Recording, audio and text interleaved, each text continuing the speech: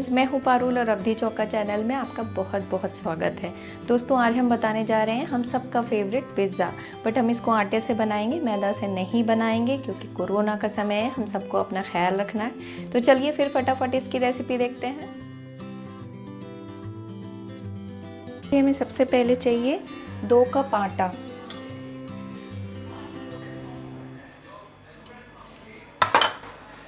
1 चम्मच 1 टीस्पून आपको नमक चाहिए,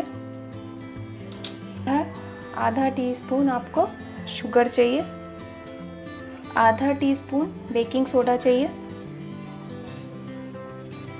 1 टीस्पून आपको बेकिंग पाउडर चाहिए। ये देखिए मैंने ये वाला लिया है।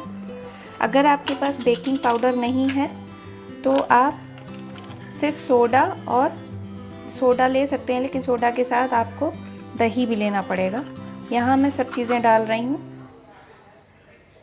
ध्यान रखना है कि अगर आपने आधा टीस्पून सोडा लिया है तो 1 टीस्पून आपको बेकिंग पाउडर चाहिए। ये देखिए आधा टीस्पून का चम्मच है। 1/4 कप आपको दही चाहिए, फ्रेश कर्ड आप लीजिएगा। 2 चम्मच आप इसमें तेल डाल लीजिए। अब करीब 1/3 चम्मच आपको लगेगा, 1/3 कप लगेगा, उससे आप इसका आटा गूंद लीजिए। इसको मिला के आप धीरे धीरे पानी मिलाइए, बहुत ज़्यादा पानी नहीं मिलाना है, और इसका अच्छे से आटा गूंद लीजिए। देखिए दोस्तों, मैंने आटा तैयार कर लिया है। अब आप इसमें 1 चम्मच करीब तेल अच्छे से इसमें कोटिंग कर दीजिए, और इसको थोड़ा सा हल्के से मसल के आप अच्छे से कोट वोट करके फिर आप ढक के रख दीजिए। ढक के आपको 10 मिनट करीब रेस्ट होने के लिए रखना है। देखिए दोस्तों, अब मैंने जब तक हमारा आटा हो रहा है तब तक हमने सब्जियां काट के रख ली हैं। यहाँ मैंने एक येलो शिमला मिर्च लिया है, फिर मैंने लाल वाला रेड कैप्सिकम लिया है, ग्रीन कैप्सिकम लिया है, और प्याज। सारी ही सब्जियां मैंने एक ही शेप में काटा है। आपको ये ध्यान रखना है, अगर आप लंबा काटते हैं तो सब लंबा काटिएगा, तब देखने में ज़्यादा सुंदर लगता है। अब आप क्या करिए, एक बड़ा सा बोल ले लीजिए और बोल में ये सारी सब्जियां ट्रांसफ़र कर लीजिए। मैं जनरली करती हूँ, आप चाहें तो इसको स्टेप को ना करें। इसमें आप सारी सब्जियां डाल लीजिए।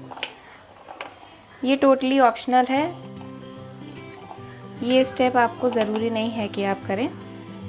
अब इसमें आप थोड़ा सा विनेगर ले लीजिए, सिरका थोड़ा सा आप डाल दीजिए, और इसको हम अच्छे से मिला के 5 मिनट इसको रख के ढक देंगे, जब तक कि हमारा आटा हो रहा है। ये भी हमारा हो जाएगा। इससे जो है, जब आपका पिज़्ज़ा बन जाता है तो आपको बहुत ही अच्छा बढ़िया टेस्ट आता है, खट्टा खट्टा। अगर आप ना चाहें तो ये स्टेप ना करें। इसको भी आप ढक के रख दीजिए। हाँ देखिए, हमारा अच्छे से आटा फूल गया है। इसको थोड़ा सा और मसल लेंगे। इसकी फिर हम लोई बना लेंगे। इतने आटे में आपके कम से कम 4 पिज़्ज़ा बन जाएंगे।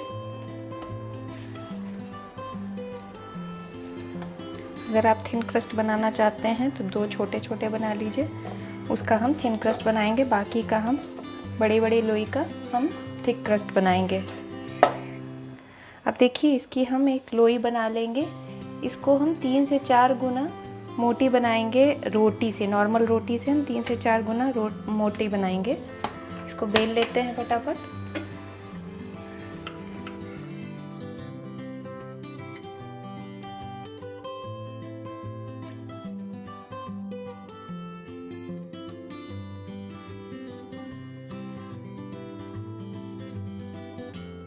देखिए, इतनी मोटी रोटी बनानी है आपको, इतनी मोटी बनाइएगा। अब आप क्या कीजिए, एक थिक तवे बेस का आप जो है तवा ले लीजिए या पैन ले लीजिए। यहाँ मैंने पैन लिया है, इसको हम ग्रीस कर लेंगे। अभी मैंने फ्लेम ऑन नहीं किया है, इसको आप अच्छे से ग्रीस कर लीजिए नीचे। ये रोटी आपने बनाई है, इसको ऐसे आप रख लीजिए इसमें। अभी भी आप गैस ऑन मत कीजिएगा, और इसको हम ऐसे फैला देंगे। यहाँ पे कोशिश करिए, यहाँ किनारे पे थोड़ा सा आप ऐसे करके दबा दबा के गड्ढा बना लें। गड्ढा नहीं भी बनता है तो कोई बात नहीं, क्योंकि हमने बहुत मोटी रोटी नहीं बेली है। इस तरह से आप कर लीजिए। अब आप इसको किनारे को छोड़ के आप बीच में ऐसे किसी कांटे या छुरी से आप बीच बीच में ऐसे गड्ढा कर दीजिए। इससे ये बहुत फूलेगा नहीं। किनारे बचे हैं, इसको हम थोड़ा सा ग्रीस कर लेंगे। आप चाहें तो बटर से कीजिए, या तो आप कोई भी रिफाइंड ऑयल से कर सकते हैं, या घी से भी कर सकते हैं। इसके किनारों पे करना है, बीच में नहीं करना है, क्योंकि बीच में हमको अभी सॉस लगाना है। अगर आप वहाँ पे भी कर देंगे तो सॉस अच्छे से अंदर आटे में घुसेगी नहीं। अब हम इसमें पिज़्ज़ा सॉस लगाएंगे। ये मैंने बाज़ार की पिज़्ज़ा सॉस ली है, आप चाहें तो घर में भी इसको बना सकते हैं। मैं नेक्स्ट वीडियो में आपको शेयर करूँगी कैसे इसको बनाना है। अब हम इसको बीच में पिज़्ज़ा सॉस लगाएंगे।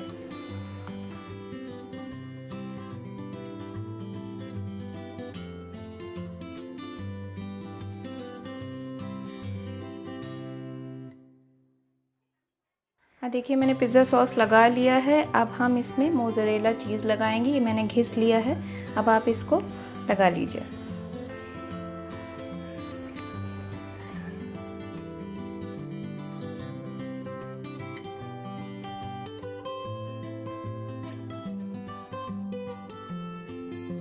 मोज़रेला चीज़ अब कर लिया है। अब आप देखिए ये मेरे सब्जियां जिसको मैंने सिरका डाल के रखा था, अब हम इसको सजा लेंगे।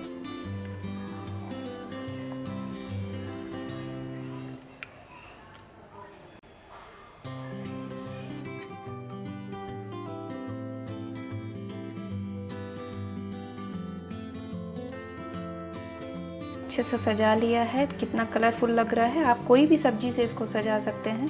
कुछ नहीं है आपके पास तो सिर्फ प्याज टमाटर से सजा दीजिए, आपको बहुत टेस्टी लगेगा। अब इसको आप हल्का से इसको ऐसे ऐसे दबा दीजिएगा, और इसके ऊपर हम थोड़ा सा मोज़रेला चीज़ और डाल देंगे।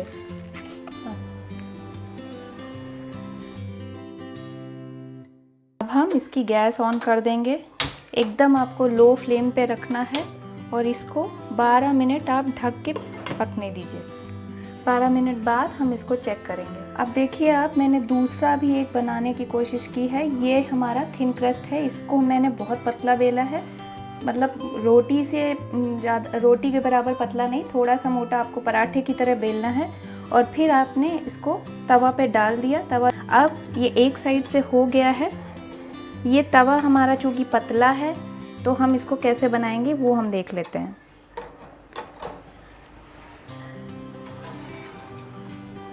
देखिए एक साइड से ये रोटी हमारी बन गई है, ये पिज़्ज़ा बन गया है। अब हम इसको इसमें एक साइड से तेल लगा देंगे।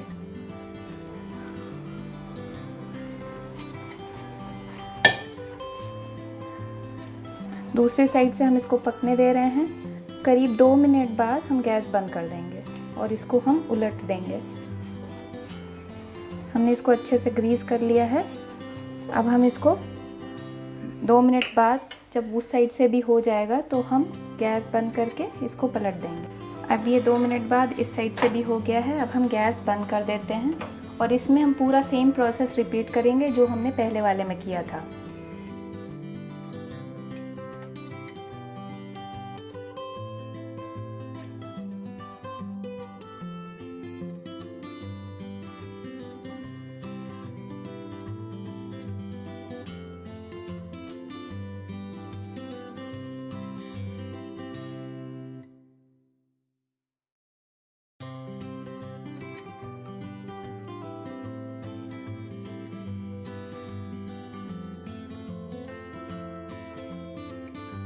को भी मैंने कर दिया है। अब इसको भी मैं ढक दूंगी। अगर आपके पास ऐसे ढक्कन नहीं है तो आप कोई भी बड़ी थाली या जो भी तसले टाइप आते हैं उसको आप ढक सकते हैं।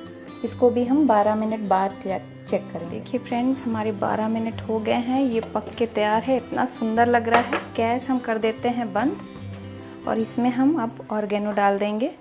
आपके पास ऑर्गेनो नहीं है तो आप कुछ भी डाल सकते हैं। चिली फ्लेक्स आप मतलब लाल मिर्च कूट कर डाल सकते हैं, नहीं तो आप काली मिर्च डाल दीजिए। सब में टेस्ट अच्छा आता है। बिना ऑर्गेनो या ये सब चीज़ों के भी टेस्ट बहुत अच्छा आता है। अब हम इसको निकाल लेते हैं। देखिए दोस्तों कितना टेस्टी लग रहा है, बच्चों के और बड़ों के सबके मुंह में पानी आएगा। अब इसको हम काट लेते हैं। हाँ, मैंने आपको नीचे का बेस नहीं दिखाया, देखिए कितना बढ़िया बेस बना हुआ है इसका। ये देखिए एकदम बढ़िया से पक गया है। अब इसको आप काट लीजिए और सर्व करिए। देखिए आटे का कोई भी फ़र्क नहीं पड़ता, आपको कितना बढ़िया बन रहा है।